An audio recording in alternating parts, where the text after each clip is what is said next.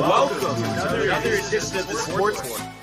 And we are back. We got the full crew in the house. That is what it's all about. The Yankees, out of any team in the league, are the best equipped to handle a blow like this. I think there is a higher power at play here. He's due law of averages. That dude is the ultimate scrub. It's trash. Yeah. Every person you have in there is fucking trash. Next game, you're going to see a big performance. You can see it in the end of the game, and I'm just totally stoked and excited for this. And we are back. Welcome to another edition of the Sportsport here on a Monday. And once again, it is the Barnes and Tony Show. Anthony, how are you, my friend? I'm doing great, man. Excited for another week here at the studio. The Sportsport is on. Had a solid weekend. Busy. Some good sports. Some not so good sports. But stoked to be back here, dude. Great polo, by the way. Great shirt. Thank you. Yes. Thank you. And I know you're riled. I mean, listen, if I was a Mets fan, I would say the same for your shirt, honestly. I'm saying, it's it's fresh. Yes. Like, it just, you get what I'm saying. Yes, thank you, dude. That was the right way to say it. Yeah, I guess so. Where'd you get your shirt, dude? Costco? Fanatics. Fanatics, dude. What about legit. you? It's funny. I was trying to think of that this morning. I think I got this polo. I'm pretty sure it was a few years ago. Modell's by my home on Staten Island going at a business sale. It was like $5. $5. Yeah, dude. That's absolutely insane. I don't know if you frequented Modell's back in the day. Gotta go to Moe's yeah. right now. You know what? It's funny because I saw Kev Dewars in the comments. Mm-hmm. If he was listening when I said the thing about the polo, that would be a full on that's the problem with Yankee fans. You can't even say. Yeah, no, I mean, he would. Again, not that I was fishing for a compliment, but you would think, oh, nice shirt. Oh, yes, you too, Tony. Listen, though, it's just, if anything here, we're honest. Full transparency. That's true. That is what it's all about. But I have to say, speaking of full transparency, it's great to be here. And it's great. It feels like another summer day. And it's crazy to think that the first month of the baseball season is almost over. How nuts is that, Tony? It is kind of crazy, I guess. In some ways, though, it's surprising that it's only been a month, though, you know, because I think we've had, a pretty jam-packed month so far in terms of storylines. The Dodgers' hot start, the Tigers' good start, obviously covering the Yankees and the Mets, and the ebbs and flows of the teams. So certainly looking forward to the upcoming months, dude. Yeah. I'm dialed in. It's all time dialed in. It's pitch by pitch. No such thing as monogamy, that's for sure. And I was really digging the time changes of the games this weekend, the late to early, obviously tough with the rain out. But again, Sunday, I'm oh wow, Yankee doubleheader Sunday. Yeah. This is kind of sick. So it's been, it was a great weekend, honestly, to watch, a lot of sports going on. So that was cool. And then speaking of the times, kind of a different feel for you this afternoon, a 4:05 start, is it? Yes, dude, it is. Yeah. And it, it is, again, the quirks of the schedule, the 4-game wraparound. Yeah. But, excited for an earlier game. That means, because especially for tonight, see, again, for me working out, Craig is at 8. There you go. Game's going to be over by then, dude. Done unless it goes 20 innings. Which would be wild. But yeah, a lot to get to. Yes. But I do see a couple comments sprinkled in if you want to get there. And like I said, I was surprised given the state of things over the weekend that Kev Dew batting leadoff. Yeah, I don't know if maybe Kev Dew just not that busy or the rare Monday off, but he says, let's go, dude. We want all the smoke. And of course the boys are buzzing here. Josh B, yo, what is good, Josh fam? B. You got Ernie with the "you're" in the building. Here we go. And he says, even him, nice and early, baby. Yeah. Great Monday. Yeah, absolutely. Just goes to show people are itching, dude. So much to get to, but I guess to start, let's just take a quick trip to the world of the National Football League. Ooh. He wants Jefferson, climbs the ladder. Oh my goodness! Justin Jefferson, the catch of his life. Burrow fires, intercepted, picked off at a pick six. Minka Fitzpatrick, an absolute ball hawk. Niners twist up front and get to Tagovailoa. Bosa again. Mahomes escaping, on the move, stops, spins, flips it forward for the touchdown. Stop it. Aaron Jones. Oh, what a tackle. Quincy Williams with a pile driver. All right. So the NFL draft is complete, and definitely, some surprises along the way. That's for sure. But locally here, I thought both the Jets and the New York Giants, had great drafts, and obviously we talked about what they did in the first round, on Friday. But second round, I love the pick for the Jets. We've been talking about clamoring for the tight end, and they go with, how ironic, Tony, all the talk over the years, Joy Taylor's nephew, Mason, from LSU, the first 100 reception, 1,000-yard tight end in LSU history, 6'5", 251. I absolutely love this pick, and I think he's going to come in day one, be a starter. There's a chance he could give you everything you were hoping to get in Tyler Warren, but now, since you took Membu, now you have your bookend tackles, not to mention Vera Tucker at guard, and then Mason Taylor, who seems to be improving as a blocker. I think things are shaping up pretty well. I think they hit a home run with this pick in the second round. Yeah, dude. obviously they were listening to the Sportsport, I guess. But like you said, it is great they got a tight end, and it's interesting because the guy. Oh man, what was it? Warren.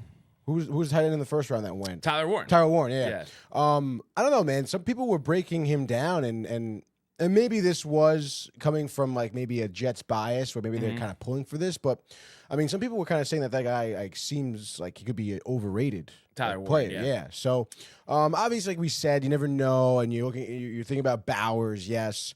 But I think that, like you said, this quarterback here has a lot of talent that the Jets drafted. So again, you end up, I guess, kind of scratching that itch because. You kind of have that tight end now for Fields, and at the same time, you did bolster your offensive line with your first round pick, so it does kind of round out to be a nice first and second round here for the Jets, dude. Yeah, and I don't know. I was just kind of thinking about more and more. Obviously, Aaron Glenn, a Dan Campbell disciple, and of course, he was on the defensive side of the ball. But I really think, with the Membu pick and then going with Taylor here, who obviously, like I said, is going to contribute as an inline blocker. I think he's really going to try to replicate what they did in Detroit. And you think about it, obviously they were known for running the football, the Thunder Lightning, combination over there at running back, with Montgomery and Gibbs. But I really think they're going to absolutely, be one of the top running teams in the league, and I think that's good. When we think about when the Jets have been successful, they did have a strong running game, and obviously what you could do with Fields is something that you haven't been able to do before. But then you think about it, Goff still threw the ball a good amount as well, so it's just going to be a lot of running, more efficient passing. I like the strategy here. We'll see how well they actually executed. And of course, like with the Jets, we can never actually count on anything. But I think it's a good start, nevertheless. Do you think that the offensive line they have right now, it's good enough to have the best running game? Like I said, Fashanu is great at left tackle. Membu is going to be day one starter at right tackle. I like Vera Tucker.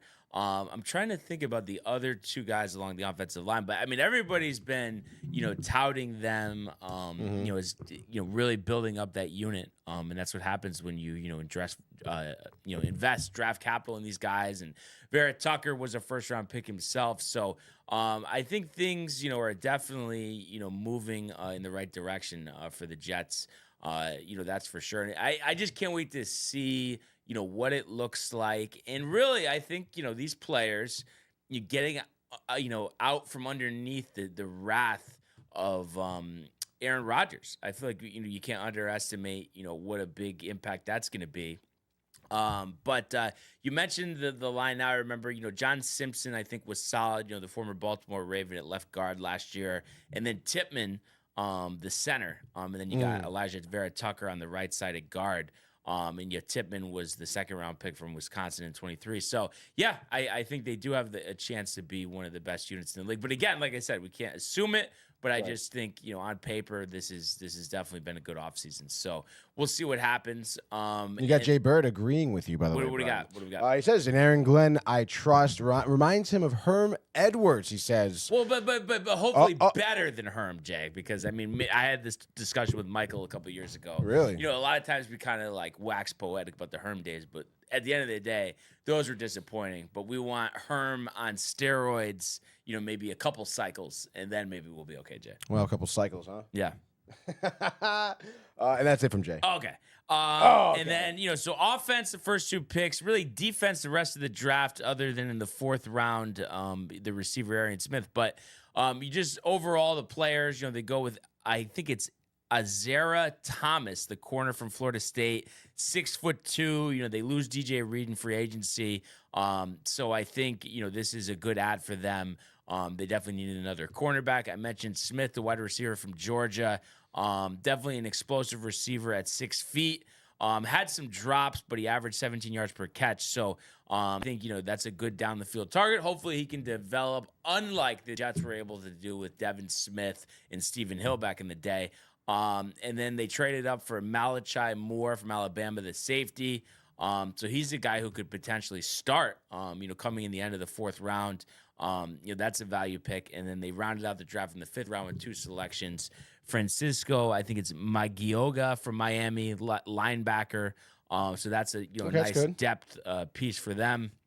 And then their last pick was Tyler Barron, also his teammate from Miami. This was a compensatory selection, but he's an edge rusher as well. So a guy, that they're hoping to develop. So overall, I thought it was a solid, draft for the Jets. What did you think, Tony? You think moving in the right direction here?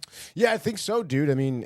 Like you said, all around, they're picking pieces to bolster their offense and defense. And, again, you were just talking about those later rounds. That guy, Tyler Barron, I think transferred from Tennessee, I think, but then was tied for leading the team in tackles for a loss and sacks, I think, too. So, I think there's also a lot of potential. And kind of, I guess, to go back to what Jay was saying about, trusting Aaron Glenn. And I guess really to your point, too, to kind of maybe emulate what Detroit did. It does seem like he has a plan that's really, I guess, written out for him. And he's, making these decisive calls here. So it just seems like he's a man with a mission. And you kind of love to see that, like, drive from, I think, a Jets coach right now. Yeah. And control the team, control of what you're doing. Yeah, absolutely. And then, like we said, the Giants, a lot of people think they might have had the best draft in the whole league. We know about Abdul Carter and Jackson Dart. Those are picks that they needed to make. And then I love the 4th round selection of Cam Scatabo, the running back from Arizona State.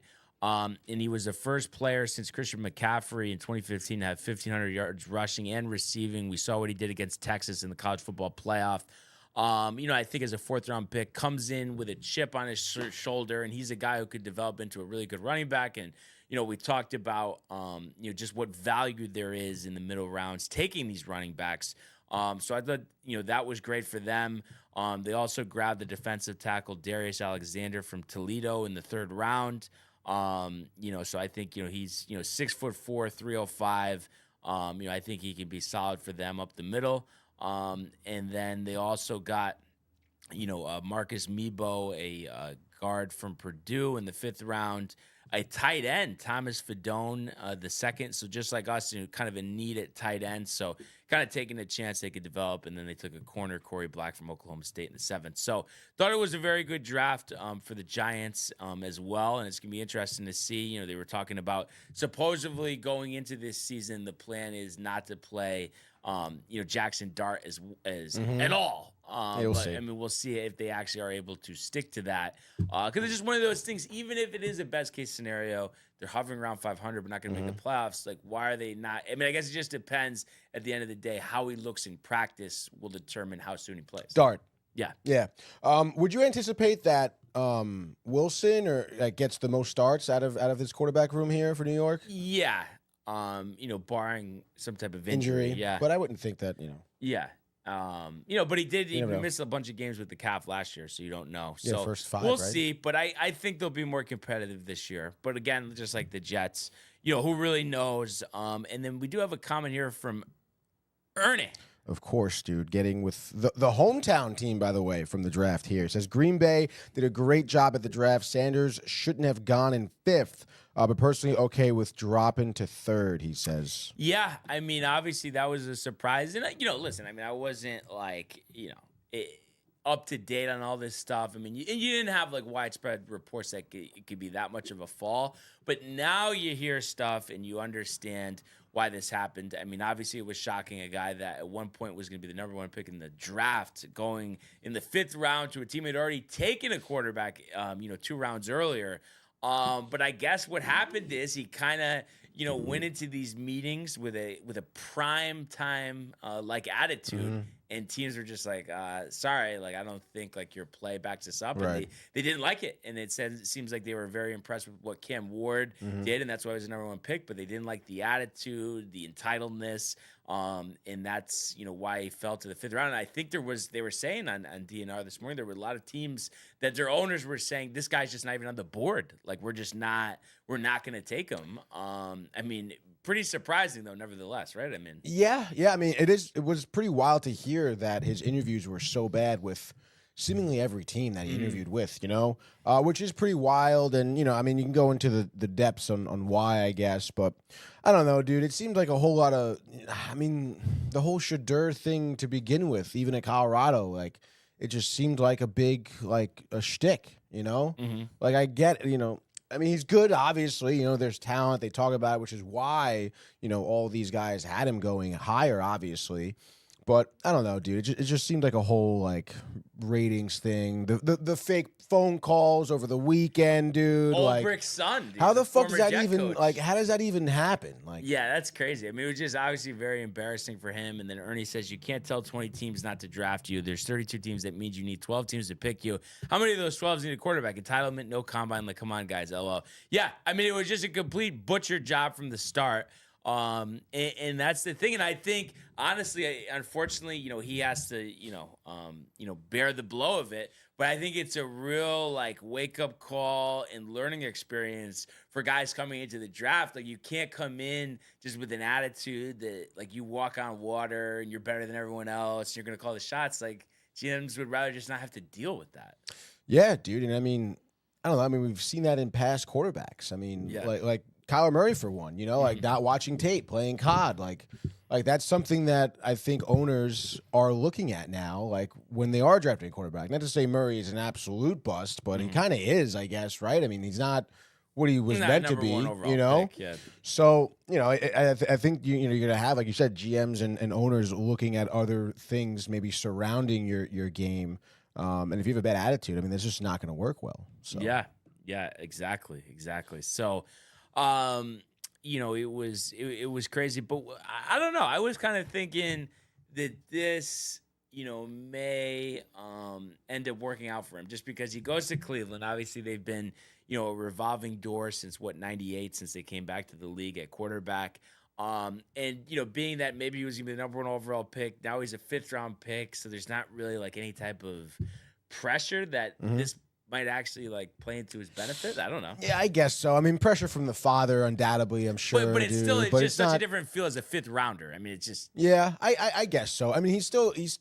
I mean, you're not wrong, but I mean, the only thing I would hope for is that the 5th round drop here would humble him a little bit, Because again, I mean, you've seen quarterbacks. I mean, I guess look at Baker Mayfield, someone who did come in the league with no humility, you know, obviously figured out, found himself, and is now a pretty freaking solid quarterback. But again, that's another example of someone having a bad attitude coming into the game, Right. Like you're going to have to be straightened out if you want to be a successful starting quarterback. And though I think you have to have the top end talent, because a good example here, Ernie mentions Caleb Williams says he wouldn't play for the Bears and looked at it turned out, LOL. And then he says Dion said no young quarterback should play for the Browns. You have to tell your son about to go undrafted, huh? LMAO.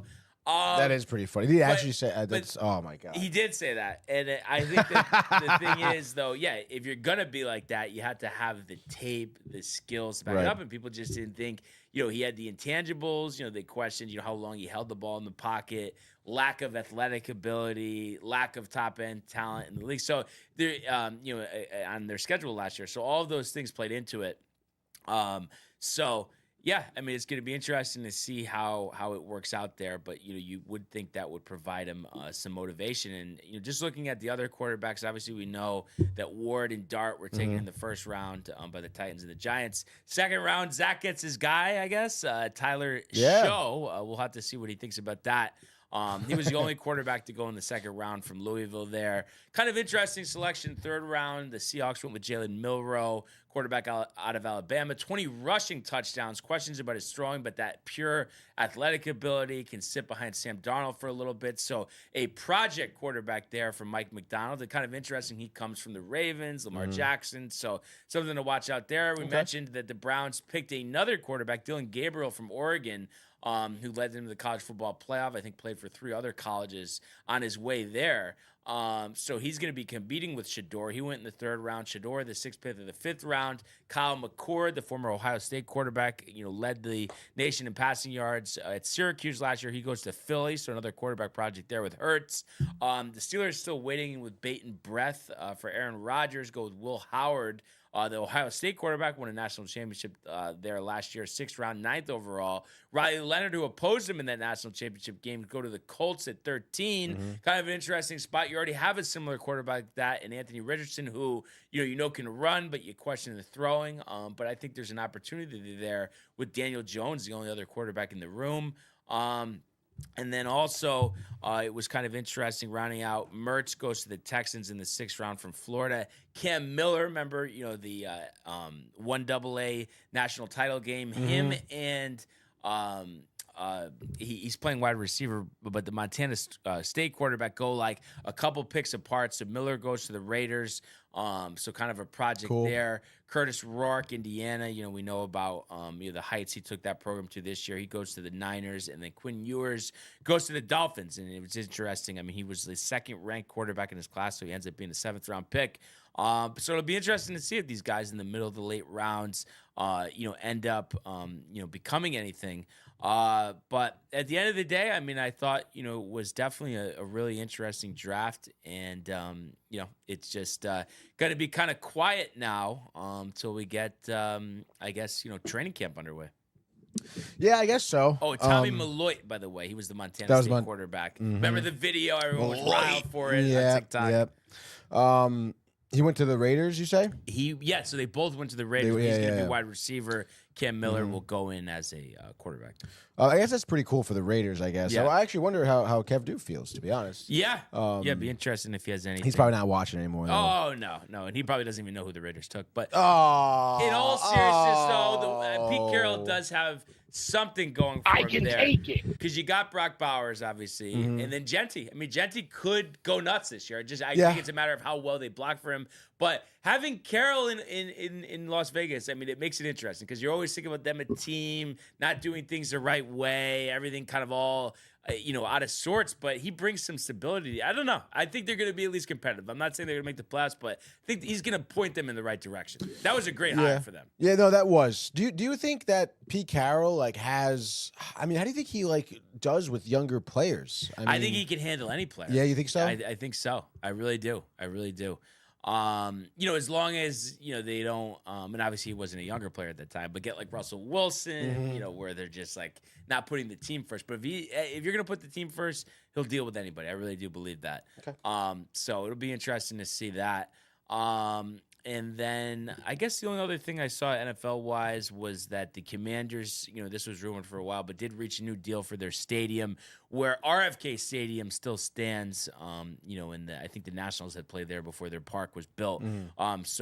But the stadium, I mean, looks like it's not going to be open until 2030. But Landover Stadium there is getting pretty old, so they'll have that to look forward to eventually. But definitely a good weekend. I think Green Bay was a good, host of the draft as well. It was interesting for sure. But let's switch gears here and go to the world of Major League Baseball. It's deep to left. It's 700. Albert Pujols. Yeah, what a play! Stop it, Yep. And Alonso cracks one of the Mets win the ball game. Out of sight. And it works at 100 miles an hour. 14 strikeouts. Drove deep to left field. There it goes. See ya. All right. So quite the weekend in Major League Baseball. I did see, though, Ernie did have one more comment here. Says, watching Devin blow the lead hurt less after watching Soto drop a ball late to blow a lead. LMAO, karma for all the Judge jokes, LOL. And they said, had to comment it again since we're in MLB now, Tony, LMAO. Yeah, dude, second time he commented it, dude. And I feel like Ernie makes me seem like a good guy, honestly. He's kind of doing the dirty work. It doesn't really say much, dude. I mean, I don't know. I mean, listen, Ernie, speaking of karma, I mean, what comes around goes around. So I'd really be careful in what you say, dude. No, but I think, like I've said, just like, I mean, you're free to say whatever you want about stuff with the Yankees, like Devin Williams. I mean, it did happen, and obviously you'll get to it with Soto. It's just, and I think that's just something he's dealing with, as well. Just the fact you sign a contract like that. I mean, anytime you do something wrong, it's going to be brought up. You have a target on your back. That's just how it is. And Jay says, excellent soundbite. But I can take it. I think is what he was talking about. I mean, dude, you don't have to go, now you're tight. I mean, it's like, you're back on the diamond today. It's all right, Tony. Yeah, no, I know it is all right, dude. I'm going to explain why it's all right when you're done with the Yankees, okay? I didn't do anything, though. I just commented on what he said. I wasn't even going to bring it up. That's the best part. Yeah, I don't believe that for a second. I have to say, I do not. There's really not much that's brought up other than if I'm arguing with Kev Dew or something that I take shots. Like, what does that mean? What does that mean? Okay.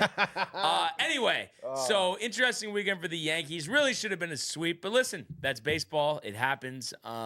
Friday did not start the weekend out the way you wanted to, and it was a shame because I mean you got everything you could have imagined out of Carlos Carrasco. 5 scoreless innings, only 3 hits allowed, 2 walks, 2 strikeouts, and it was just unfortunately Jose Barrios, who wasn't really pitching that great coming into this start, stifled the Yankee offense. I mean, he pitched 5 1/3, 5 hits, 2 walks, 4 strikeouts.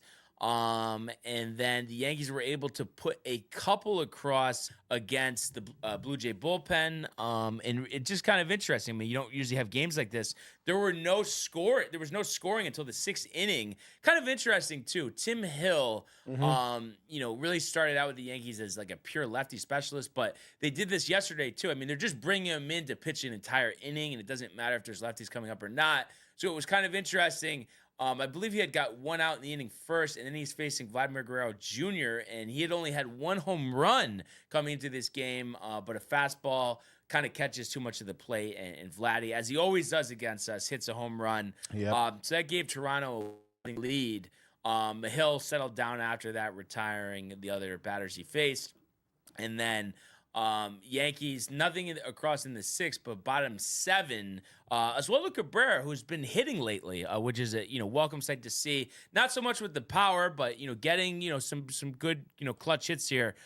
He had a single in the 7th to tie the game at 1. 8th inning, Austin Wells fly to score Cody Bellinger. So you had a 2-1 lead going into the 9th inning.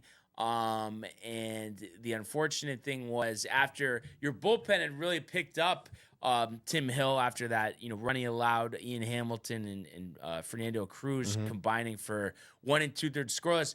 But you go to Devin Williams, he only throws 12 pitches and gives up 2 hits, 3 runs, and you end up losing the game 4-2. I mean, that is the quick summary of what happened. And the same thing, that we've seen in most of his appearances, not having command of the strike zone, not having a lot of bite on his pitches. It was just an absolute, complete train wreck. Springer had the single to lead off. Then he's got 2 strikes on Jimenez and hits him with 2 strikes. So you got first and second, nobody out. And then he gives up a double to Kirk. Again, he was behind in the count, then puts the ball over and catches too much of the plate. That gives the Jays the lead. Mark Leiter has to come in. He gives up a hit. So it was 3-2, then it's 4-2. And then unfortunately against Jeff Hoffman, you did have a 2-out double, but we're unable to get that run in or any other runs in. So you lose 4-2 in a game that, I think the win percentage was like 97% going into that inning. And I don't know what you think about this, but personally, I think this loss was a blessing in disguise because as we would find out after, a rain out on Saturday, so it was unfortunate. Me and Matt are going to go to the game this Sunday. We're supposed to go on Saturday. But Williams removed from the closer role. Yeah. This has been something that really we talked about since the first week of the season, Tony, because he has just not looked comfortable as a New York Yankee. But I just think it was so evident. Luke Weaver has been so unbelievable, really since he took over the closer role last year. But I mean, what are your thoughts about that? This was the final straw. Williams is out of there. You don't have to worry about these like terrible losses that you had to deal with just last year with Clay Holmes. I mean, it's just a move that I think just had to happen. Yeah, I think so. I mean, especially I'm sure coming from you. I mean, you mentioned Clay Holmes. Obviously Chapman prior to that. Yeah. I mean, how much patience do you have at this point for a closer that isn't closing games for you?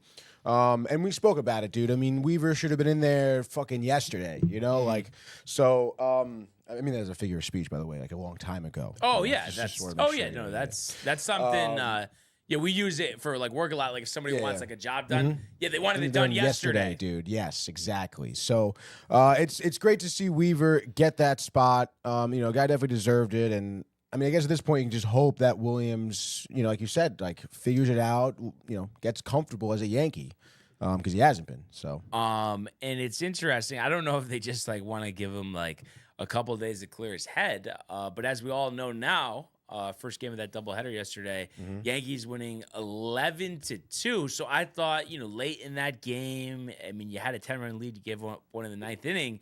That would have been the perfect, spot to put him in. But they didn't do that. So like I said, I think maybe they want to just give him, some time to just kind of collect his thoughts, get it back together. But right, I mean, you think that has to be what the mindset was. Yeah. Why else wouldn't you have put him in? And I'm sure in the back of Boone's head, he's like, hey, like Devin could still like. No, I swear to God. Give up a few and then just landslide. Ninth inning, up 10. I would be freaking out in the game. And that's crazy. That's crazy. Like lead off walk, and you're just like, oh. He would probably still give up 4 or 5 runs, honestly, which is just crazy. And before we get to that game yesterday, I did see a couple more came in here. Ernie says, I feel like Soto when I was working at Honda, LMAO. A lot of money, little production. Just really hammered that.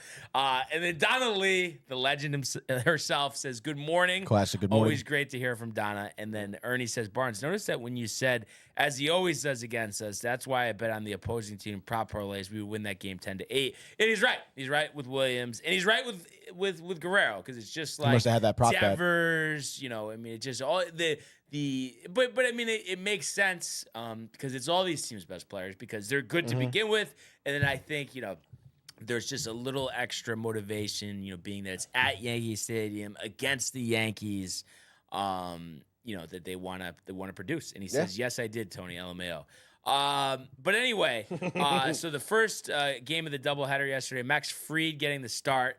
And like he's been amazing all season, nails, Tony. 6 innings, 6 hits, 1 run, 2 walks, 3 strikeouts, 101 pitches. Just completely, controlling the game. I mean, his ERA 1.43. He's 5-0. The Yankees have won all 6 of his starts this season. So amazing. It just shows, I mean, what a money signing this was in the offseason. Unbelievable. And then when you get the offense that the Yankees did yesterday, that doesn't hurt either. It was interesting too because the Jays did play a run in the first, and then they didn't have one till the 9th, Tony. Guerrero had got Bichette in on a ground out, but then all Yankees for basically the rest of the way, a belly sack in third tied the game. Jazz had a base-loaded walk to make it 2-1. Volpe with a walk to make it 3-1. And then Austin Wells clearing the bases. So good to see some signs out of Austin Wells. He homered the other day, gets a hit here to really get this thing open. That made it 6-1. And then Volpe, back-to-back games with 2 hits. That's a welcome surprise. We talked about how bad he's been, but he homers too, so that made it 7-1. Oswaldo Cabrera had a double. We talked about him, getting clutch hits. That made it 9-1. And then Goldschmidt a double, 10-1. Jazz grounds into a fielder's choice, 11-1, and then the Yankees did give up 1 in the 9th. To make it 11-2, but they didn't use any of their big bullpen pieces. Yuri De Los Santos, 9. the 27th man yesterday. He pitched 2 scoreless innings, so that was great. You got use out of that 27th man. Tyler Matzik, who joined the roster, the former Brave, after Yuendres Gomez was designated for assignment. The Dodgers ended up picking him up. He gave up a run, but he did pitch the 9th. So great 11-2 win. Not much to question there. And you like that your whole lineup contributed here. I mean, 2 hits from Judge, 2 hits from Goldschmidt, 2 hits from Volpe, 2 hits from Wells, 2 hits from Oswaldo Cabrera. So top to bottom, your lineup producing. And then, like I said, you got to stay away from your top-end relievers, who you did end up needing to use the next game, which the Yankees ended up winning 5-1 here. Clark Schmidt making, I think it was his 3rd start of the season, and really got knocked around his previous start. He gave you 5 innings of 1-hit ball, and unfortunately for him, 1 hit was a home run. Anthony Santander. Now, he did walk 4, but he struck out 6, so I think it was just important for him to have a start where you felt like he was in command, and the bullpen picked him up 4 scoreless innings to end the game, which we'll get to in a second.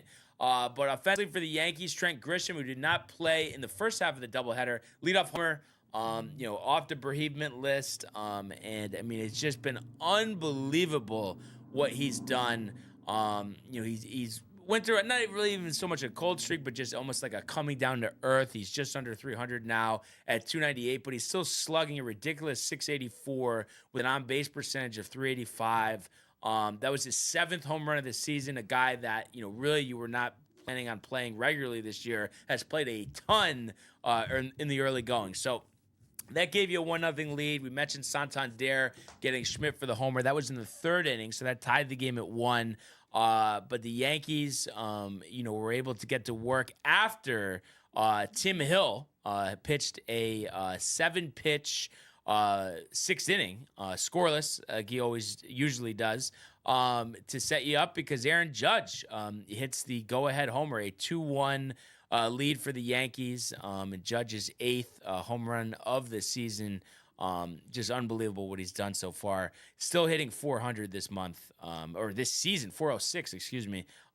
It's just been unreal. But Jason Dominguez, it was nice to see him get in the mix here. Double the left, scoring Jazz. That made it 3-1. And then JC Escarra, who actually had a big game, had another hit to make it 4-1. So you felt, more comfortable with that lead. And then to top it off, Escarra in the bottom of the 8th hits his first career Major League home run. So that was a great moment for him. We talked, before about him being an Uber driver last year, 29-year-old rookie. Mm-hmm. So he hit the home run there, 5-1, and that was the final score. And like I said, your bullpen picked you up. Mark Leiter striking out the side in the 7th inning. So a guy that was awful coming over from the Yankees at the trade deadline last year, honed in the postseason, has been great so far in the early going. 2.92 ERA. Fernando Cruz, a Matt Blake reclamation project. Had the highest strikeout in the MLB last year, but an ERA hovering around 5. His ERA this year, 1.80. The splitter, unbelievable. He pitched a scoreless 8th inning, having 2 strikeouts. And then Luke Weaver, newly minted closer. The Escarra home run made it a non-safe situation, but we weren't about to bring in Devin Williams to pitch the last inning. Mm-hmm. Weaver, like he always does, a very business-like approach. Scoreless inning, only 11 pitches, a strikeout.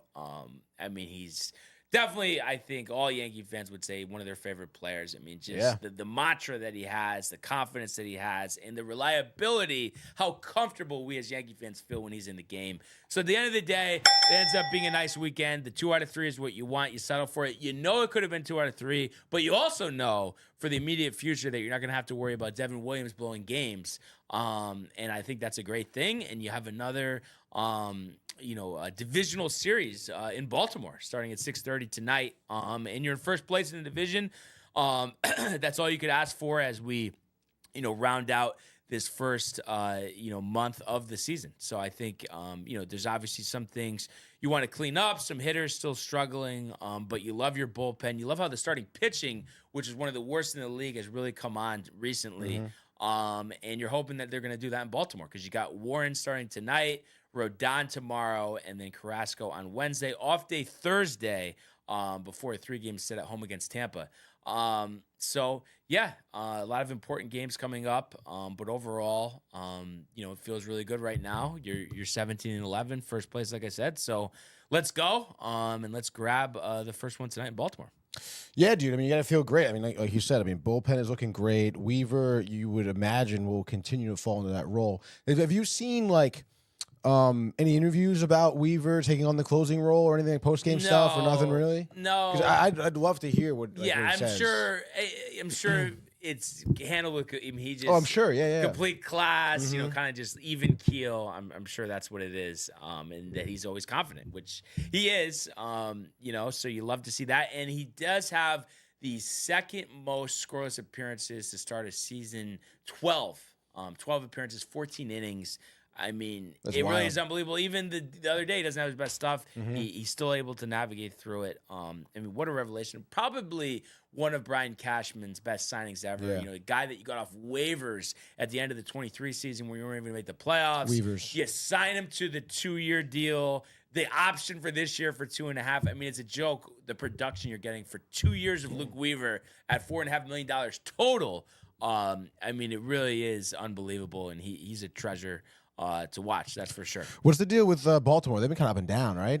More down than up, Yeah. I would say. Last place, 10-17. Yikes. But we know there's talent there. I think it's just been inconsistent hitting. Charlie Morton has like a 10 ERA. And Dean Creamer, I don't think is doing well either. He's not obviously that great, but still, their pitching is not good. Morton is a guy that I could see maybe getting DFA'd. A 1-year contract. Somebody will take a flyer on him. Maybe even the Yankees, honestly. But kind of weird, though, because, he's Morton been Freed. reliable Yeah. the last couple of years. But maybe, it just won. He's over 40 years old now. Maybe he's just cooked. I think he's getting into Rich Hill territory, where it's like maybe we'll see him, get tossed around, maybe a few more teams, bullpen piece, but it's just It's over. Yeah, it kind of is a little over, dude. And then also, Ernie says, the real Mad Max has entered the chat. 3rd place in both my leagues. Thank you, Suarez, Wells, and Volpe. Suarez, the 4 home runs for the Diamondbacks. Crazy. 8-7 to the Braves over the weekend. That was nuts. And I know the weekend was a little nuts for the Mets, Tony. Yeah, dude. Obviously, we'll get to it. Mets dropped 2 out of 3. Which again, it's not, it's not like in this 4-game set. So, today we're gonna look to split, which is fine. But just the way you kind of blew these 2 games, those 2 losses over the weekend, you do feel like that the Mets should have been like 3-0 on the weekend, and it is evident. And ahead of Friday's game, we'd have a little storyline in the sense where the Mets send down Sanger and Beatty, and they obviously get back up Alvarez and McNeil here. So were you surprised that those 2 were sent down, or you didn't really have a choice, especially with the catcher? Yeah, you don't have a choice. Sanger, you knew that day was coming for when Alvarez was healthy. Beatty, it's kind of tough, dude. You didn't really have any other option. And, not for nothing, Beatty is not a second baseman. Clearly the Mets are going with Vientos full-time at 3rd, pretty much. Seems like he's picking it up a little bit. Seems like he is picking the bat up for sure, making some good defensive plays over the weekend as well. But listen, I'm sure, if Vientos does, maybe not really round out or go through a tough time, maybe you'll see a Beatty call up or something like that.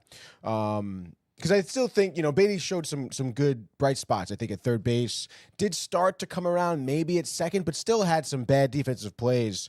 I think just some brain farts at 2nd. Again, not your natural position. A lot's being asked of him.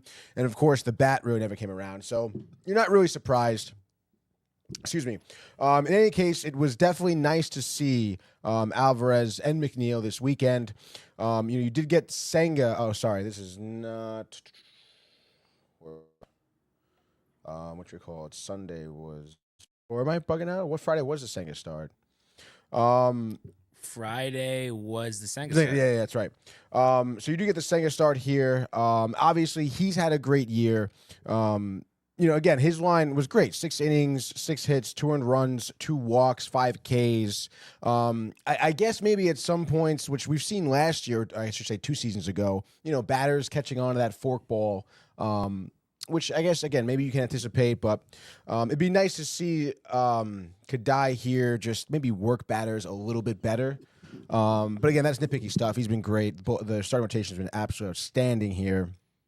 And the scoring started off pretty early, unfortunately, actually for the Nationals. So you had kind of like a comeback game here for the Mets. I was speaking of the defensive woes, obviously Ernie, Soto.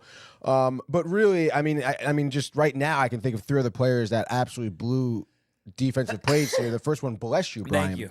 Was actually coming from a Brandon Nimmo brain fart, I would say.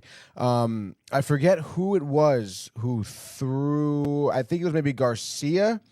Garcia singled, I guess, to Nimmo, and Nimmo throws to third. He throws to Vientos, and Garcia's just like, all right, I'm gonna run in second. Gives up that base, Yeah. and then because of that, Single scores him. Yeah, and then you're down 1-0. So I don't know. Nimmo usually good in the field too. Yeah, dude, that's like something I haven't seen Nimmo have a bad play like that in the outfield in years. Since he first was actually put out there. So I don't know. Again, brain fart like that kind of sucks.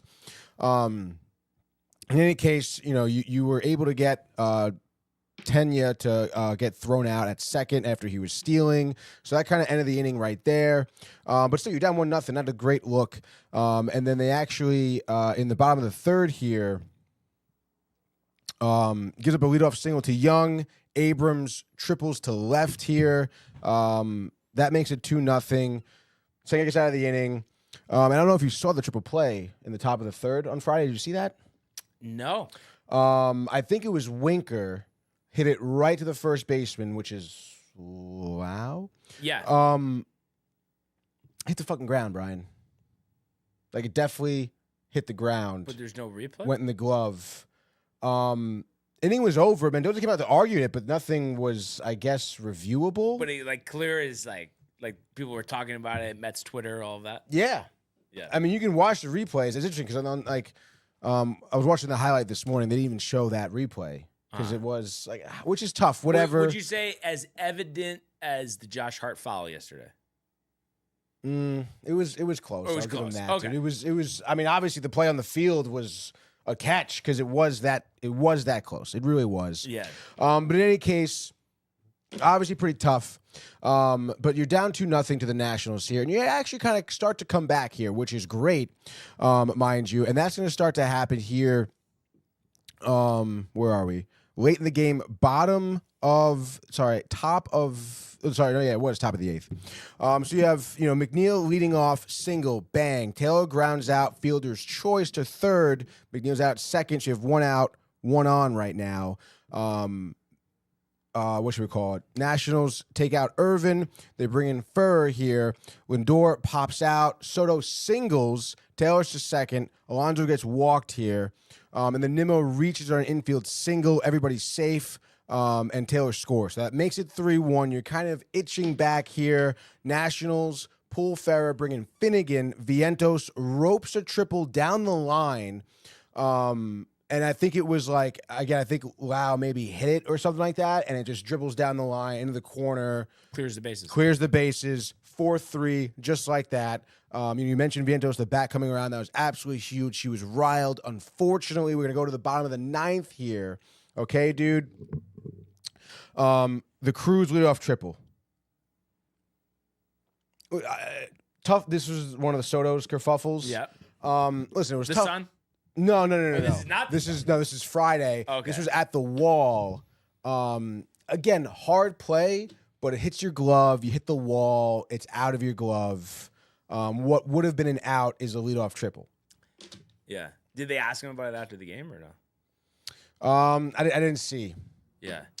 If they did, again, I mean, it was what it was. I mean, it was a ball that should have been caught, I guess. Not the easiest play in the world, but you got to make that play. Yeah. You And know? that setting. in that exact setting. And I do feel bad. I was talking to Jay over the weekend. Obviously, he was not happy with Stanek's performance over the weekend. But like a play like that, like what the fuck are you supposed to do there? You know, like as a pitcher, I mean, it's not necessarily your fault. Next batter up, which I guess could be Stanek's fault here. A slider, which maybe didn't slide as much, but was low and away. Tenya here hits it, singles to center. Obviously, that scores Cruz, ties the game up. And then they bring in AJ Minter, who ended up obviously giving up the walk-off single here. But I don't know. I probably would have left Stanek in the game at that point, dude. I mean, he's been so good for you. Yeah. And I know AJ Minter has been too. But I guess he's on the IL now, or I guess he's about to be. Minter. Forearm, tightness. Something like that, dude. Yeah. So I don't know if he wasn't feeling 100%, but I think just for Mendoza, maybe I don't know. Again, a little bit too slap, especially because at this point, like you're going to go to extras. So why not just have Stanek finish out the inning, and then you have a fresh bullpen piece for the next inning, you know? So I don't know, dude. Obviously, that's really tough loss right there. And of course, the hitters too. I mean, Washington's not great. I think it was obviously Wood is okay. He just came back from injury, I think. Cruz should be pretty good. Yeah, Cruz is good, but then it's like again, Abrams great, the speed, whatever. But I mean, I don't know, dude. Like the rest of the lineup, like it should have never really come to that. I guess you came back, you made it 4-3 with the way the Mets were playing. Obviously, you would anticipate the bullpen can close out, a 1-run lead for you. But you move on to Saturday here, which obviously was the one dub of the day. Only one score here, one home run, a 2-run homer by Francisco Alvarez, which was great to see. That came in top of the second, and again, something you don't really see. No other scoring ever for the rest of the day here. You had Clay Holmes start, 5 innings, 4 hits, 2 Ks. He continues to give you, solid starts. ERA is down to a 2.64 right now. The one thing he does lack is going the distance here. As I think he has 1 start so far that has gone 6 innings. And do you think that was that's becoming it's just a strategy at this point? Because it seems like, what do you have, 70 pitches and they took him out? Yeah. So it's like they're just planning just fire everything you got in 5 and then we're just going to go to the bullpen? Avoid the falling apart in the 6th. Yeah, I guess I don't really like that strategy. If it's just something they do now until again they feel like Holmes is more reliable, is in the shape to go the distance in terms of his pitch count and stuff like that. Hopefully that comes sooner rather than later. But not for nothing. Get a little tough with him, dude. He's a starting pitcher. It's not just give it all you got in 5 innings. You have to start to go the distance because your bullpen will get exhausted. And maybe they did just do this because it was a tight game, 2-0 at that point. Yeah, possibly. Yeah. And it wasn't like he went into the 5th was he gave up 1 single and then it was ground out to the strikeout. Yeah. So it's it wasn't like he was in the jam. He came in the 6th, gave up hits, and then they pulled him. They didn't even bring him out in the 6th. So. Obviously, it works out. It's obviously something to look at here. But you mentioned, bringing in Danny Young here, 1 inning, 1 hit, 3 Ks. Love to see that. Again, a season Danny Young had last year, which wasn't great. Obviously, he has some runs given up this year as well. In terms of that great bullpen you have, he definitely, I guess, is maybe on the bottom of the barrel. Which, again, doesn't say a lot because everyone else has been so great. Reed Garrett, 1 inning, 2 hits. Keeps it clean. You do get Minter who comes in, for 1 out. He gets 1 out, but he gets on a strikeout, does walk, and then that's when he started having those forearm problems. Injury, They pull him, bring in Kranick, gets you 2 outs, finishes the inning. Diaz in the 9th. Again, talk about, not as bad of a parallel, but still, like Devin Williams, going in there, you still kind of are on the edge of your seat with a 2-run lead, no doubt. Yeah. But he comes in, does walk a batter, but gets 3 strikeouts. The sliders is what he's been going to right now. That's been working. Throws 22 pitches. Gets the save. 7th of the year. You'll have to see that. And then we're on to Sunday here, which was also a tough loss. So you hate to see that. But you get McGill on the mound here, who's been great this year. Gives up a home run earlier on, I think. Was it in the 2nd? Yeah, dude. Well, I guess we get to the 1st inning first because what's his name? Got absolutely tattooed. Parker. had like an absolute meltdown. Yeah. It's one of those things when it rains, Brian, it pours for him. And obviously, Mets are a team where the bats could get hot. Lindor, as we've seen times, leadoff single of the game. Soto gets walked. Alonso gets walked. Vientos, sac fly. Marte gets walked. It's 1-0. Bases are juiced again. Nimmo, sac fly, scores Soto. So you have 2 outs right there. It's 2-0. Torrens ropes a single to center. Alonso scores. You have a throwing error by Cruz out in the outfield. So that brings around Marte. Torrens goes to third. It makes it 4-0. Acuna comes, a single to right. That brings in Torrens. It's 5-0, just like that. Parker obviously ends up getting out of the inning. McGill comes in, 3 up, 3 down. Parker comes out for the second, which was kind of crazy. I guess they were just thinking... Didn't want to hammer the bullpen. Game the next day. Obviously... Doesn't really matter anyway because we know the outcome here. Leadoff double by Soto, which was awesome. Alonso reaches an infield single, which you rarely see. Vientos flies out, brings Soto to third. Marte grounds out to short. Soto's able to score there. Alonso's out at second. Kind of an interesting play there in terms of the decision to get Alonso out. Maybe there could have been a play with the play, but whatever, dude. Nimmo lines out to end the inning 6-0, just like that, entering the bottom of the second, Brian, okay? 6-run lead. McGill comes in, does give up a solo shot to Cruz, which was the first home run given up by a starting pitcher on the Mets, obviously, since April 14th. Kind of ridiculous. Which is great, yeah. They were talking about that on Rick and Dave. And McGill ends up having a great line. Obviously, we'll get to the blow-up spot here. Why not? In the 5th inning, Torrens tacks on a double, I believe, which brings in another run, makes it 7-1, just like that, dude. And then we're going to move to the bottom of the 7th here. McGill gets into a little bit of trouble. Leadoff double given up to Garcia. Strikes out Lau. And then Bell... RBI single to center, scores Garcia, makes it 7-2. And Mendoza comes in, pulls McGill, which, again, I don't know, Mendoza. I feel like, I know with 105 pitches, gets the 1 out, so I guess maybe that was the good call. 6 1/3 was his final line, 3 H's, 3 earned runs, 1 walk, 9 Ks. So, obviously, for McGill, again, another pitcher who wasn't expected to be in the rotation come the start of this season. 1.74 ERA, has been very, very successful. Brings in Buteau, who wasn't as successful. Does strike out Cruz, but gives up a single, which would move Josh Bell to second. Gives up another single to center, which scored Bell, and then gives up a 3-run homer to Adams. Makes it 7-6, just like that, dude. So, you kind of blow this lead. You make it a game, just like that in the 7th inning. Kind of sucks. Move on to the bottom of the 9th, where the Nationals once again walk it off here. Stanek gives up a leadoff double, which is totally his fault, obviously. I know I'm about to building up that I'm kind of defending him right now, but high 4-seam fastball at 99, Brian. I mean, what else? If you're Stanek, what more can you really do, dude? But it didn't catch a little too much at the middle of the plate. I mean, I guess maybe he was looking for more of the outside corner. Yeah. But it still was a high fastball. Probably ready for it, though. Yeah, probably. That's what he throws. Yes. Yeah, he definitely was. Ruiz grabs at the second. Young moves on to third there. Young came in to pitch run. Abrams single to right. That scores Young. That was a splitter, which was, low and away. But obviously, Abrams able to go down and get it. Walks Wood here. Obviously not good. Stanek in a little bit of a jam. Unable to find the strike zone. But I will say, first time I've seen him throw 100 all year. But again, I don't know if he was just upset and trying to reach back and get some more ticks on his fastball. But then obviously, you're losing a location. So yeah. If don't do that then. And then the Abrams hit here.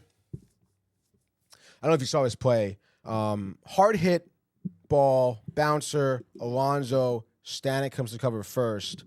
Throw is over Stanek's head. And it's I don't know. I mean, kind of the theme of the weekend, though. It seems like bad defense. Yeah. And I mentioned too the Friday game too. That the walk off. I mean, was under McNeil's glove. Yeah. Definitely could have made a play on it. I mean, maybe if he had been playing all year and was healthy, Yeah. but just obviously, came like, back. just came back, and I guess maybe a little bit of a hard play, but it's like, dude, get your glove on the fucking ground. Yeah. And in this instance, it's like maybe Stanek could have jumped up for the ball, but he's like fucking 6'6". Like, how do you throw it too high over him? Just absolutely blown throw by Alonso, cost them the game. And like you said, that was your theme. Just bad defense, untimely bad outings from your bullpen as well. Excuse me. So, obviously tough weekend. You dropped 2 out of 3 here. You do have the 4th game of the set. You want to make it a split.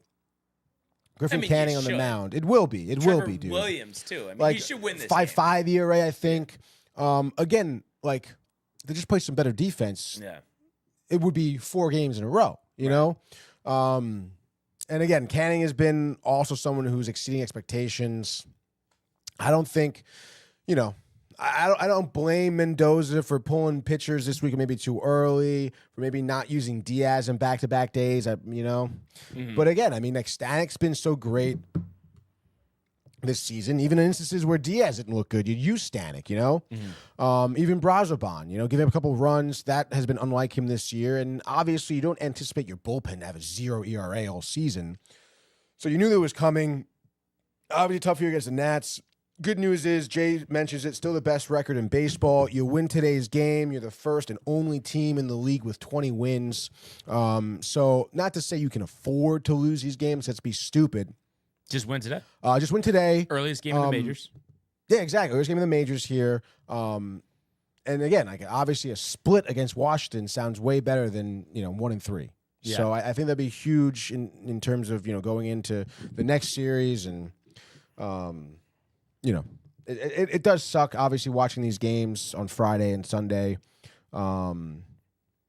But it's ebbs and all flows, about today. dude. Yeah, it It's all is. about It's today. all about That's today, the thing. Because was it not hard Friday? Williams. I mean, what a joke type of thing. And then then you have the day off in between, and then you win 2. Yeah, That's it. exactly. Am I thinking about Williams right now? No, not at all. That's the gift I feel like of baseball, honestly. Yeah, I mean it's about the full season, dude. The full 162. I believe we did get a bunch of comments while we were talking about that. Starting with Michael Butka. I know he's must be going through a tough one right now. Or Matthew with let's go. Let's go. Matthew Gabriel says, absolutely, dude. Nice to see Matthew Gabriel last night, dude. The pizza. The late night contact. Michael Buckta, we've been through some rough sports losses. Amanda did suck and blow.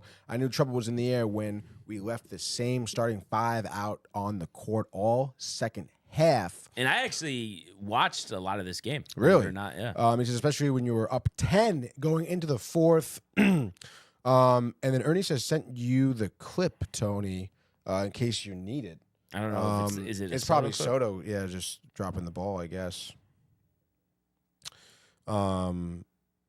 Yeah, Soto dropped the ball, yeah, dude. But again, I mean, you can obviously be happy, Ernie, or whatever, dude. But it really was a team effort to lose those games over the weekend on Friday and Sunday. So Matthew Gabriel says, Buckta, Lakers are in trouble, dude. This is the best sports show, no doubt. He says the guys on the radio suck ass, dude. And Michael Buck says, Weeby 108 is a joke. Mike McGowan sucks ass, I don't even know dude. who that is. I know about Weeby. But I don't know who that is. Yeah, I used to listen to Weeby in like 94. Yeah, dude. Obviously, Buckta, the woes 2 times in 5 weeks, he says, which really isn't that bad to deal with such tough sports moments. First, you kind of have the Lakers. Well, I mean, when it's season's ending. No, I get it. But, I mean, it's not over yet, but I mean, and we'll talk about it at the end, but I mean, it just was basically a collapse for the Lakers. Jay Bird not having it. Boo-hoo to Buckta. Try being a Mets-Jets fan, he says. I would say specifically with the Jets, I feel like it's like, you know what I mean? You're not expecting anything, and I think it's just different when you're expecting something. No, very, very, very true, dude. Buckta says 3-1, hard to come back from. Very dude. true. Very true. But we got to win a road game. That's it. Yep. Win a home one game at a time. win a road game, and then win game 7. Come on. Yep. Was it everything? And then he says, I want Jax to play way more. And he says, even Ernie and I were talking through this game. And then he says, size matters. Yeah.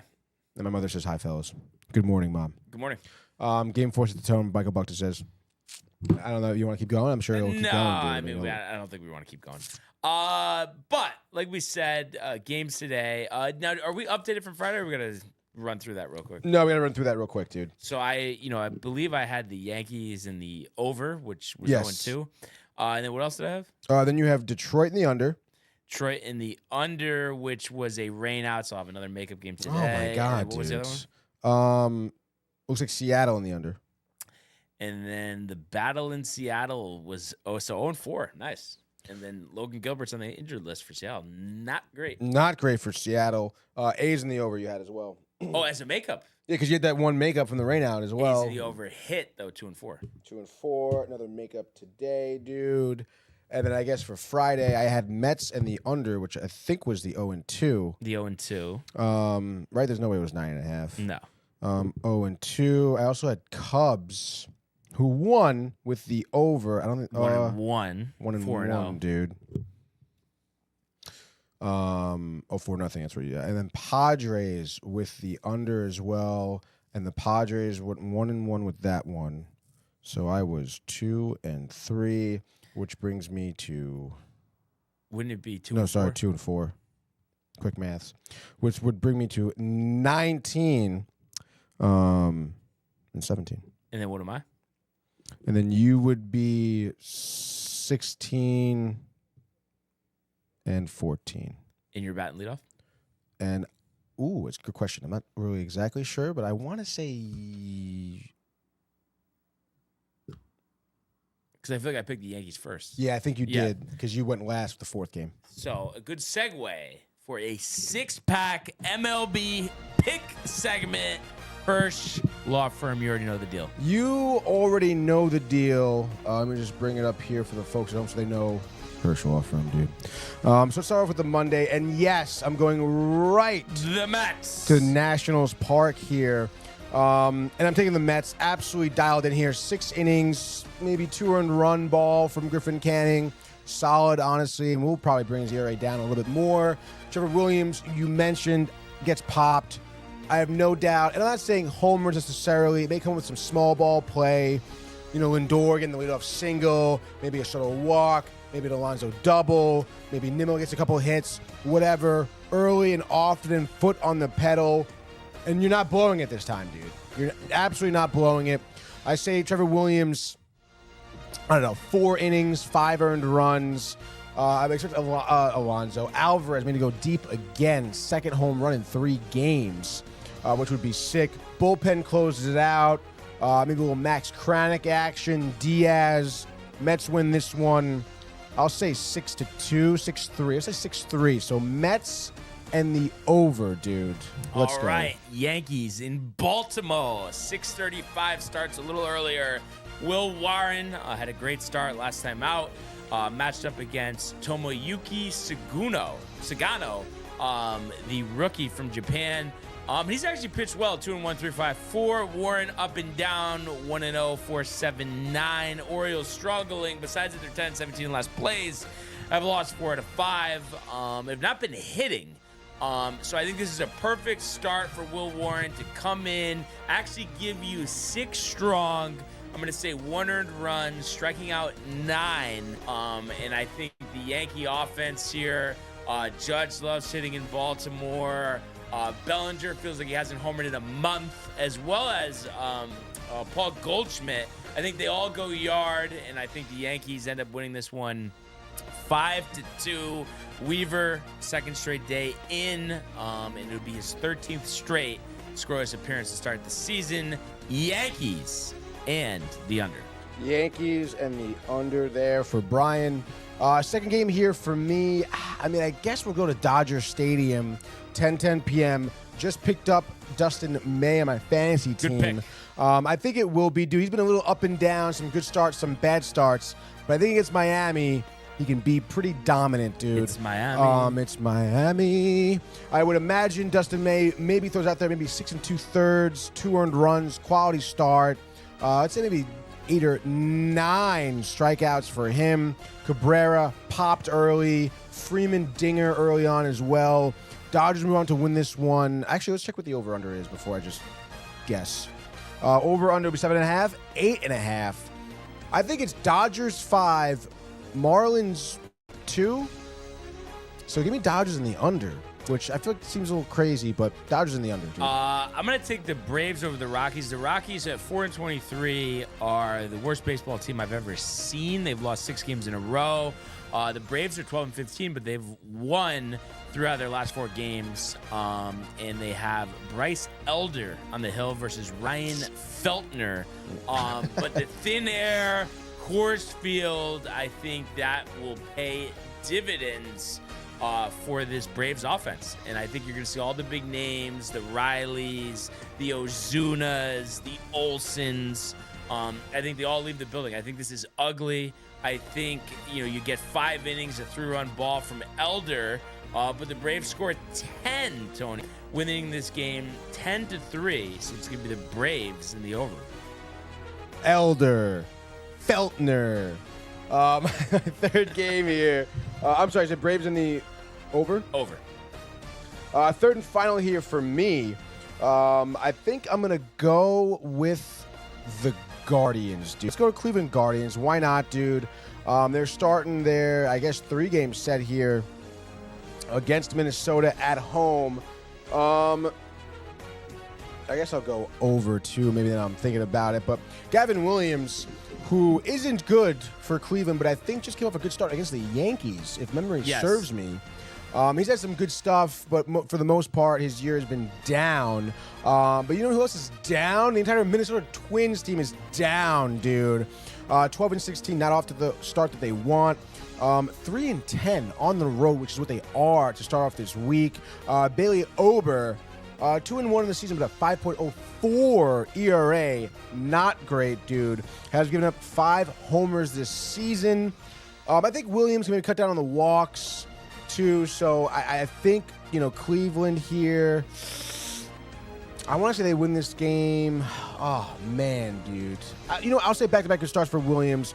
He goes 7 innings, 2 earned runs, maybe a 2-run blast in the 6th or something like that. Guardians win, though. I'll say 5-2. Guardians in the under, Brian. All right. So number three. I am going to go with here. Give me the... Yeah. Patrick Corbin turning the leaf. A renaissance late in his career after being a laughingstock the past 5 years. 2-0, 3-7-7 so far with Texas. And I think what bodes well from here, and I know you hit well at Globe Life Field, but it's not like you're playing in Sacramento where it's an arcade-like game. And I think they can beat the A's here. I think a tight game. But I'm going to say the Rangers will win 5-1. And it will be tight early. I would say 2-1 till you go to the bottom of the 8th. And then you get a 4-run 8 to make it, or 3-run 8 to make it 5-1. So we're going to say Rangers in the under. Corbin 3-0. And then I guess my fourth pick, I was expecting you to go. Fourth pick here. You didn't take the Tigers, right? I did not. Okay. Give me the Tigers over the Astros here. Jack Flaherty, 1-2, 2.63. Ronaldo Blanco, 2-2, 5.01. Tigers, one of the best records in the league. I think best record in the American League. And I think they're going to win this game. I think Gleyber Torres, also off the injured list, doing well. John Pollock routed some wear. So I think the Tigers win this game 5-2. So give me the Tigers and the under, and just like that, your 6-pack frenzy. Let's go. Hopefully no postponements for you, dude. Hopefully no postponements. A lot of makeup games. Ernie yearning for the grid? Ernie is yearning, and we're going to give him what he wants here. Let's get to the grid action here. Let's go right there. Immaculate grid. Music back in a second. Dude, hold on. Oof. We're not getting crazy. We're not getting any craziness here. And we're bringing... Bang, dude. It is grid time. Seems like it's been a while, even though it just has been since the weekend. But you get what I'm saying. Yes, that's true, dude. And then we go to the zoomed in here. Exit the ads there. All right. So let's see. So left field, right field. Give Trot Nixon a call. Top right. Top right? Yeah. Trot. Nixon. Ah, there we go. 10%. 10%, not bad, dude. Right field for the Giants. I mean, Conforto? you go Conforto. Oh. The spelling. And then left field, right. Let's do our old friend Aaron Hicks. Oh, boy. How about that? Put on 9, Brings dude. down That's a great that, one. Value there a little bit. Yeah. All right. So let's see what we got here. Left field. For Colorado. Um, Milwaukee. and Milwaukee. Just trying to think, and then the Giants and the Rockies. The Rockies and the Red Sox. Besides Trevor Story, is anything else? Oh, dude, no. From the Rockies. The Brewers and the Red Sox. Was Bill Hall on the Red Sox? I don't know. I'm trying to think. Relievers. Left field for Colorado. That's ridiculous. Um. Dude, I should know Milwaukee left fielder. But who was Matt Holliday? Yeah. Yeah, why not? Left field, Colorado. Yeah. Probably a big percentage. 10. Oh, That's that's fine. not as big. Left field in Milwaukee. Braun? Yeah. Yeah. How do you spell it? No, Braun. Oh, Braun. Yeah, There you go. Braun. 20. But we're and then besides, you think Adames is that high since like the season just started or no? I'm just trying to think of like other pitchers, relievers. You know, Ernie was so hyped. Yeah, Ernie's and so then, hyped, and then he just leaves us hanging there. I mean, that's great. No, that's fine. That's fine, dude. Oh, I hate this grid. Yeah, right. This one sucks, Boston. dude. No, but I feel like there was somebody else besides Trevor Story, honestly. Like a bigger name or just? A Jeff Suppan pitched for the Red Sox, right? I think so. Yeah. And the Brewers. The Brewers. Yeah. There it is. Up top. Oh, there it is. 1%. Okay. I mean, that's solid. Yeah, very solid. The Giants and the Rockies.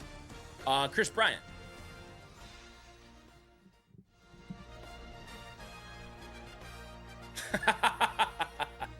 So the score is going to be over 50. I mean, at this point, we might as well just go Adames, right? I mean, it's like, what do we have to lose? Yeah, I guess so. Oh. Spelling error there. Wilt Adames. You would think. No, Willie. 27. And then Story. Yeah. Again, the spelling errors today. Trevor Story. 158, but it's done. It is done, dude. And we got probably the highest. Yep, highest. I guess everything else was all right. Yeah. I mean, listen, they kind of a weird one, but we navigated. Yeah, we navigated. What else we got here? It's just no Ernie. Interesting, dude. Yeah. Looks like Matthew Gabriel here. Don't fall out of the chat in Baltimore. The COD. The He's COD, talking about CC dude. in Baltimore. Oh Turning my point for God, CC, dude. though. What he's become since then. Yes, very true. Matthew Gabriel, Mr. Feltner, dude. Get down, Tony, he says. If you guys were in the league, Jay Bird says, would you like double headers or dread them? If I was in the league, I would say I would not like a doubleheader.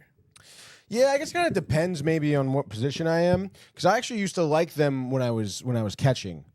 Were you off the second half? Well, obviously, yeah, the second game. Well, I didn't know younger. I mean, they might just put you out there. It's not, you know what I mean? No, I'm saying because what level is this? Are we talking Little League? Yeah, CYO. Yeah, I mean, you could have. I mean, you know what I mean? It's like not like your legs were gonna fall off if you caught 2 in a row. Well, no, but still, it's like 9 innings. Like you're going. Yeah. Come on, dude. But no, especially you with I'm fine. Like you had it. You could have done it. I'm saying. Probably. But it was like nice. Did they put you at DH the second game or no? Sometimes. Yeah. But not really. Sometimes they'd throw me in at third for the second game or something like that. But again, like you especially when you catch the first game, second game, sunflower seeds on the bench, hanging out, dude, just watching some good baseball. Yeah, I mean, I guess, but I'm saying playing the two, it's grueling. It is grueling. You know, and it's like, I guess if you have the off day the next day, it's not as bad, but. No, yeah, off very true. home Very day, true. too. Yeah, off home, yeah. And then JD giving us some JD? help, dude. McCutcheon played for Giants and the Brewers. Didn't think about that one. Didn't That think was about a very that. good Ernie comes observation in there. late, dude. Here, what do you need? Wow, is in the chat. No, It was in the chat box. Box, No, no send, send, LMAO.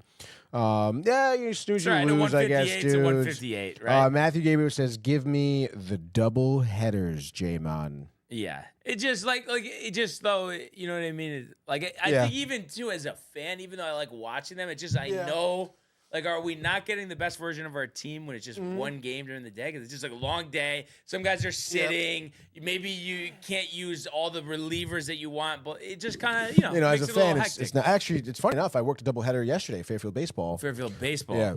Wow. Played Quinnipiac.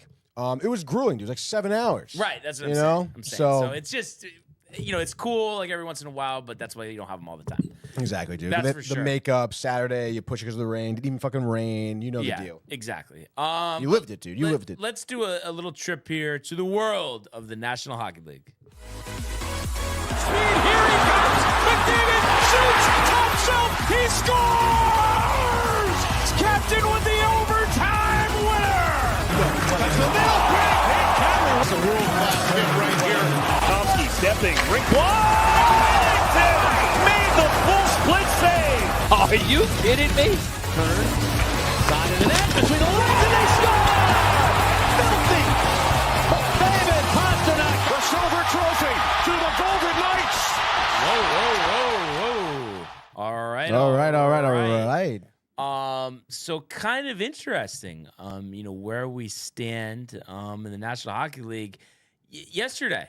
I mean, what was a bigger surprise for you? The Hellebuck pull for the second time, Jets evening the series at 2, or your favorite team of all time, the Edmonton Oilers, down 2-0, evening up things at 2 apiece, overtime, Draisaitl, the whole thing. Yeah, I mean, I guess Overlooking I the guess Kings for on the me, road woes, I think, a little bit on your end. Because they've been pretty bad. No, I'm saying they've been pretty I mean, dude, they should have fucking had this game. They're up 3-0. Like, what are you Trends talking are about, trends, dude? I mean, though, no, I mean, this was. I mean, listen, they fucking blew it. Obviously, Oilers in OT. I know it's not 3-on-3 here, but regardless, you leave the door open for the Oilers here. You give up 3 goals, 2 goals specifically in the third here to let them tie it up. And what was it? A fucking minute left that they tied it up too. I mean, absolutely ridiculous. You can put that fucking away, dude. It is really tough to see the Kings. That was probably the biggest surprise right there. I mean, we can get to the Jets and the Blues here, but Hellebuck, especially, dude. Hellebuck for sure. But Oilers, starting Calvin Pickard on Sunday. I don't know if you saw that, dude. Skinner out of the box, and Pickard did step up, I will say. Obviously, you can give up goals. There's high level of hockey being played. But I think if Skinner was in the game, you would see like a 7 spot by the Kings, honestly. 7 spot. That's what I said. But we have ourselves a series. I mean, I think we thought it was going to go the distance. I mean, to begin with, right? Yeah, I guess. I didn't. I mean, I didn't think they would tie it up. I mean, it has to be a bigger surprise though. Hellebuck getting pulled. I mean, he looked like Yeah, I Patrick guess Roy so. the whole season. And that, I mean, there was some trepidation, I guess I should say, coming into the playoffs here about Hellebuck, prior years, playoffs. Weak. A little bit weak, dude. And we can look at the and we can look at the stats. I was looking at the stats last night, of course, but I was like, falling asleep as I was doing it, so I don't remember. But it's the second time this series that Hellebuck's been. No, pulled. that's what I'm saying. So, I mean, it's like. what are you doing, dude? You can't, you really can't be doing that. You can't be, again, leaving the door open for the Blues. So, I mean, the Jets got to figure it out here. It's like you said, just like the Oilers and the Kings, you're tied at 2. It's anybody's series, but you just got to tighten it up. Yeah. So, but it makes for great hockey, that's for sure. And I think we had some great hockey Saturday. I definitely this weekend watch more of this in the NBA than I have. The Golden Knights saving their season, basically. You know, Barbashev, the overtime winner. That was great. exciting. And then the Senators, season on the line. Also you thought saving the their Leafs season, were going to do it, but Shane Pinto, you know, or actually no, that wasn't Shane Pinto. There was that. You're thinking of the overtime? It was Jake Sanderson. But yeah, I mean, I thought the Leafs would get the sweep, and it's just interesting. The Leafs are off again today. They play tomorrow. If they were to lose tomorrow, then like you start to think like, is this going to be yet another Toronto collapse? You know, you open the door. Exactly. You can't, like I just said before, you can't be leaving the door open. But I don't think it's gonna happen, to be honest. You think they'll take care of business? I think they Yeah, do. I mean, so do I. But good for the Senators, you know. And then speaking of good stories, how about Gabriel Landeskog scoring his first goal since 2021? Yeah, I watched that on Saturday at the Horseshoe. A lot of Avs fans there. Yeah, come on. I mean, I was the only one who really knew what was going on, I guess, on the TV. The But hockey's on. yeah. What? Who was that guy, dude? No, it was actually really sick. It was poetic to see him score. It was a great goal too. Absolutely ripper, maybe like middle of the key. But yeah, no, I mean, obviously for me anyway, I mean, I kind of was looking for one of these games from the Avs where they're just absolutely dominant. And to see Landeskog come in here and contribute now, points-wise, goal and assist, so 2 points in that game. Dude, first NHL goal in like 3 years, or even more than that. And it was great to see the team really rally around him. Great to see Colorado rally around him. I mean, save their season too, just like Vegas. Yeah, absolutely, dude. And they were like, I mean, they were just so elated to see Landeskog, score a goal. It just seemed like that Colorado fan base right there was itching to see this, to have their captain back. So it was a really cool moment to see. Obviously, Mackenzie Blackwood with the playoff shutout, dude. I mean, again, the pivot that the Avalanche went in their goalie position here to get away from Georgiev. Yeah. Absolutely outrageous. After giving up some serious capital for him. Yeah, dude. And to pick up, somebody like Blackwood or even Scott Wedgwood as well, marginal looking goalies that are obviously just are paying dividends right now for them, even in the regular season, obviously, too. I mean, they're in, obviously, in the playoffs here. So you'll have to see that out of the Avs, and it should be interesting to see. I mean, the series is tied at 2. I know I'm waxing poetic about Colorado here, but Dallas obviously very much in it. But we'll see, dude. I think the Avs, snowballing a little bit.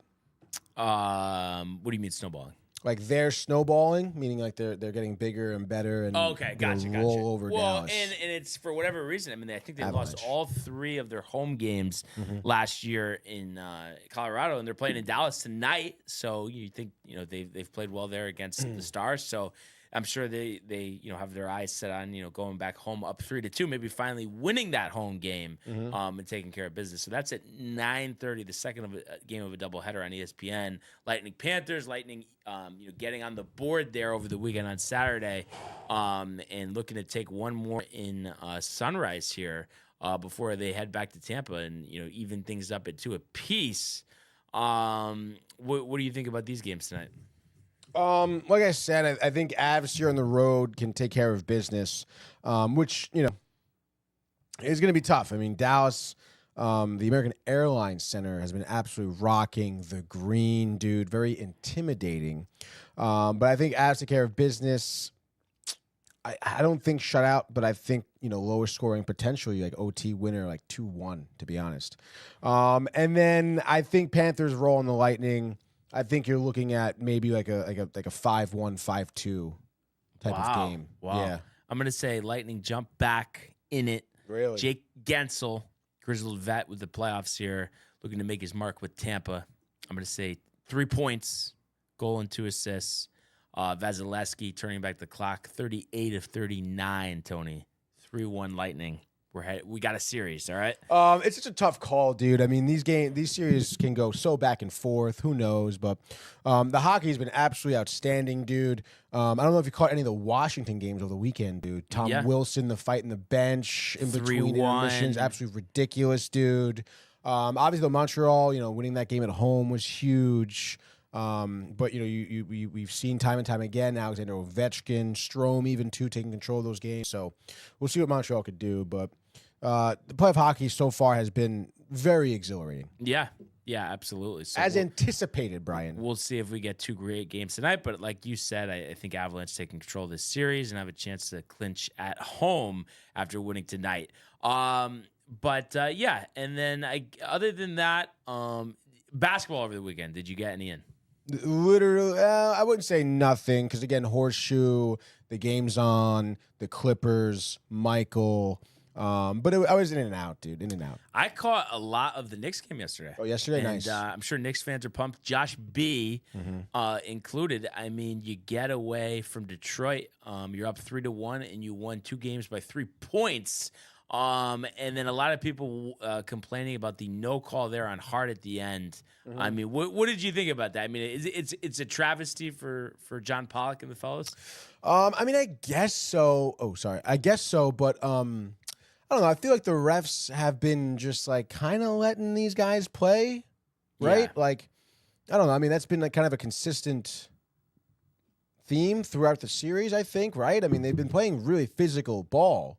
So, I mean, I don't know. Do you think that was maybe consistent with the calls? Like, that they've been. It just when I saw it live, I was like, "There's really no foul." Like, you know what I mean? And like, obviously, like it's nice that the Knicks won. Like, I wanted to see that, but just watching it live, I definitely thought it was a foul.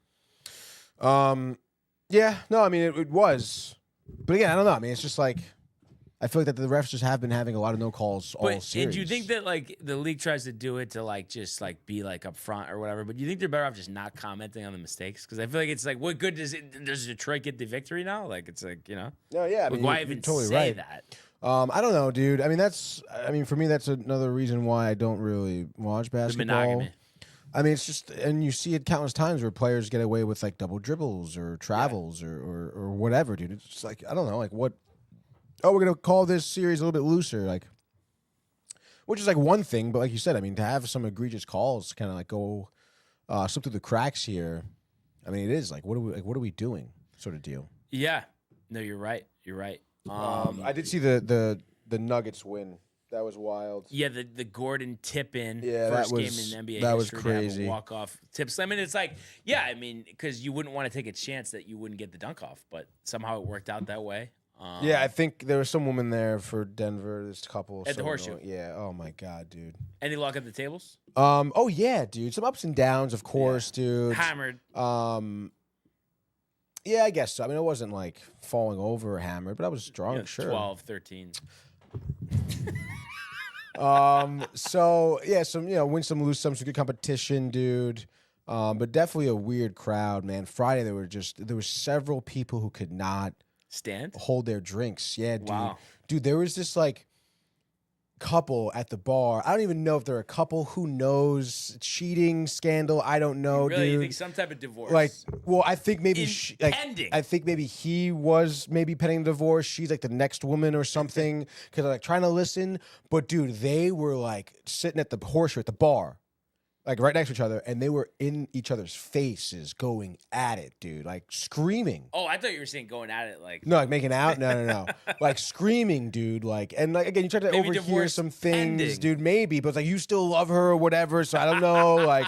Jesus. And then like, they even like Mike and I were like, Mike was like, dude, should we like, say something, like, because they were like really screaming at each other, and they even like went outside and were screaming at each other. And she ended up driving away. He ended up driving away separate cars, which was great. Yeah, definitely. People go back to the spouses. Oh my God, dude, which was wild. There was some other like group of women too who were just like sloppy, drunk, like middle-aged, like girl night moms. You know. So basically, it was tight. Well, it was entertaining, that's for sure, dude. But then, obviously the usual pool heads. Jeff on Saturday, I think, too, was working. Nice to see him. Yeah. And of course, it is, a lot of TV. It's a good place to watch sports. Yeah, absolutely. And Josh B says, Knicks, baby. They didn't have calls on both sides. Yeah, definitely true. And it's obviously the last play of the game, that's always going to get magnified. And, good win for the Knicks. And I think tomorrow they will wrap it up. And, when they've won these games, obviously they've been tight, but they've been getting production out of Brunson and Towns. And they had that again yesterday with Brunson with 32, Towns with 27.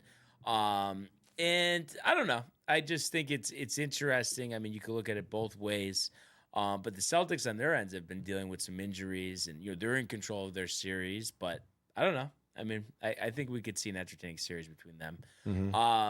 We'll have to see, but definitely, some good series. I have to say, like watching it, it wasn't as you would say, Tony, it wasn't horrible. Watching it, especially towards the end of the game, it gets exciting, and obviously to Michael Butka's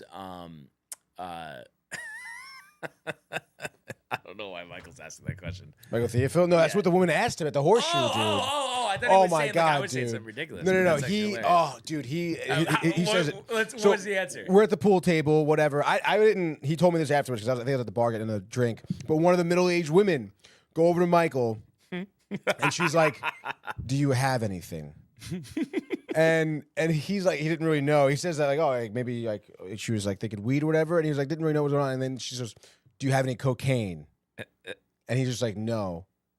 And then and then she says, "Can I play?" And he was like, "Play pool?" She's like, "Yeah." And she was like, "Oh, well, there's like a line or whatever." And then she's like, ended up walking away.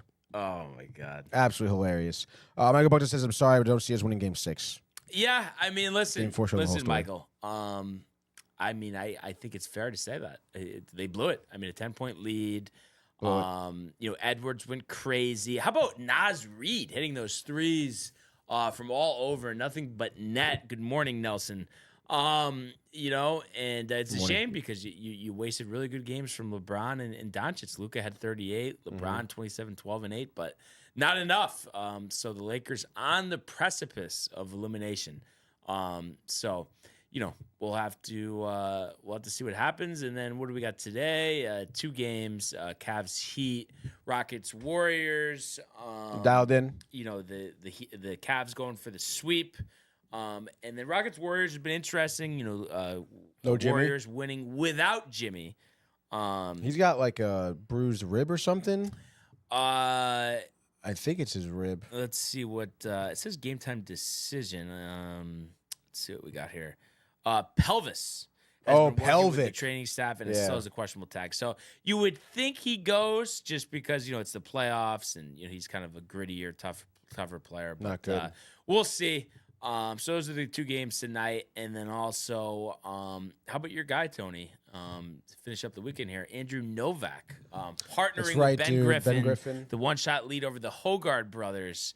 Kind of crazy, 28 under par, 2.658 divided by 2 there. Rory and Lowry coming off a little short here. I think they were only even par hungover, dude. Yesterday, but they were joking around the whole time. But I was saying, I think with this, with this tournament, I think they should scrap the team idea and have it replace the old match play because I enjoyed that, the bracket, all of that. Also, I could be wrong, but I feel like coming off of the Masters, right? You had the RBC. Right, but still, like, I don't know, to have a format like this that's like so close to a very, very, because the RBC was the purse is high, right? We had a great pool of players. Signature. And then you go here, it's not, it's just like you said, like Fall golf, Rory winter and golf. like they're joking around, like they're with your partner, you're playing with your buddy, drinking on the course, or you're playing with your brother. Yeah. Like it's just not. You got Corn Ferry Tour players playing. Yeah, it's just not a very like. It doesn't induce competitive play. Not to say you can't watch this and have a good time, but like you said, the format too. Like maybe they should change it up. Yeah, and you got the Byron Nelson this week. Scotty will be back in action, So we'll talk about that as we get closer to the PGA. Because after this week, then you have what's replaced the Wells Fargo Championship, the truest championship at the Cricket Club there in Philly, and then we go to Quail Hollow. So Rory could go back to back with the majors. We'll see. And then other than that, Josh B with the Nelson call. Michael Bucka said this loss is on Reddick. When Nas started hitting that shit, I knew the trouble started. It'll be a miracle if we get to Game 7. Barnes, you have any brothers? Come on, Michael. Come on. I think Barnes. I think Buckner can do an entire episode on the Barnaby family lineage. So just asking questions. You can just do a whole podcast on that. But that being said, I mean, I think this is where we're at. Yeah, and, dude. Which is all right, I guess. Just looking forward to getting back on the baseball field today, and let's pick up another W. That's for sure. Another dub. But we appreciate everybody who tuned in today. Continues to comment, like, and subscribe. All of the archives on the YouTube page, Tony, Michael, Renee, and Jay and Costa, the merch at DowntimeTV.com. Want everybody to enjoy the day, enjoy the games. Let's go Yankees! Let's go Mets! And we will see you Mañana. Hey guys, Tony here from Downtime TV checking in. I want to thank all our fans out there who's been liking, subscribing, sharing our content. You guys are the best. You guys are our bloodline. You make us love what we do. Thanks again.